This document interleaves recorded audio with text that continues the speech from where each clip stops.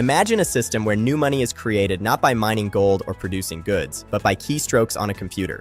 Where banks lend more than they have, governments borrow endlessly, and central banks print to keep it all afloat.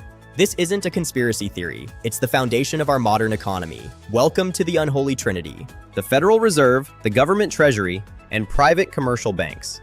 Critics label it Ponzi-like because it depends on constant new debt, where the value is conjured from thin air, and the benefits accrue to those at the top of the pyramid. In the next few minutes, we'll unpack exactly how it works, what changed after 2020, and the dangerous amplifiers like rehypothecation. Stick around, this affects your wallet every single day. Let's start at the heart. Private banks create the vast majority of money. They create around 90 to 95% of what economists call broad money, or M2. This happens through fractional reserve banking. Picture this: you deposit $100 into your checking account. Historically, regulations required a portion to be held as reserves, say 10% or $10. The remaining $90 could be lent out.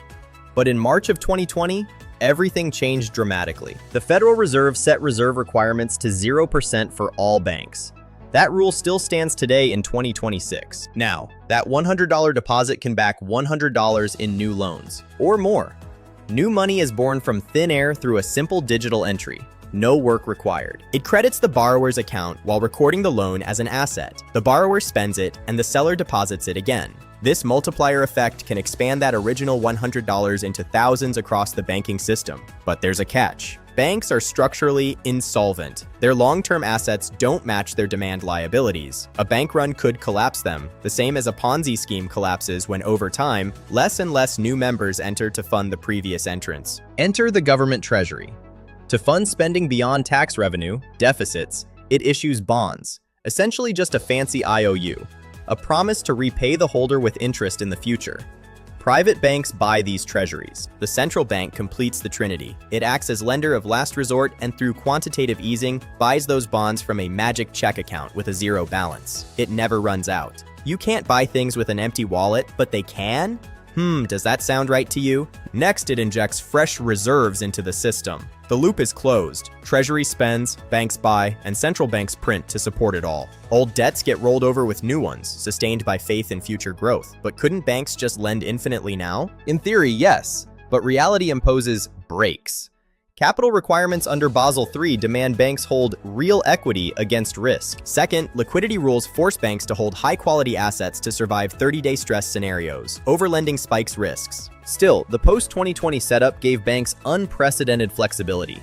M2 exploded by over 40% in 2 years as stimulus flooded in. That liquidity supercharged lending until rates rose. Now let's add rehypothecation, the turbocharger of the system. When you pledge collateral for a loan, the bank can reuse that same collateral to borrow for itself in other markets. A single bond might back your mortgage, then get rehypothecated to fund another loan and create yet more deposits. It multiplies credit creation, but it's fragile. If asset values drop or confidence evaporates, the chain breaks, triggering panic. This machine drives real inflation, the dilution of every dollar.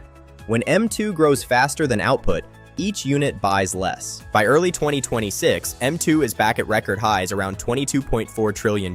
That's real inflation. More dollars chasing goods and assets. It acts as a stealth tax, eroding savings, pensions, and wages to make the debt burden manageable. Without it, the Trinity fails. So who wins and who loses? The wealthy benefit massively. They own the stocks, real estate, and businesses where money flows. Post-2020, the top 1% saw wealth gains of 30 to 40% from asset bubbles, while their massive debts became cheaper in real terms. The middle class is squeezed. Wages rarely keep pace with rising housing and energy. Younger families face impossible affordability. The poor bear the heaviest burden. 70 to 90% of income goes to necessities that inflate fastest. They have no assets to hedge. The result? A widening inequality and a K-shaped recovery. The rich pull ahead while others struggle to keep up. The unholy Trinity fuels growth and stability in good times, but it's built on debt, trust, and perpetual expansion. Is it brilliant engineering or an unsustainable Ponzi? What do you think?